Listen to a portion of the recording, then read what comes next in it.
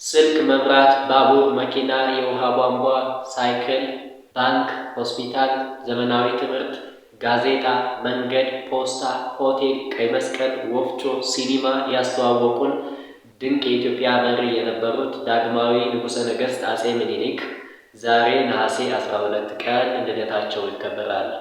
አጼ ምኒልክ እንቁላል ኮሶ በምትባለው አንጎለላ ኪዳነ ምሕረት ፊት ለፊት የአሁኗ ሰሚነሽ ኪዳነ ምሕረት ማለት ነው። እዛ ቦታ ላይ ተወለዱ።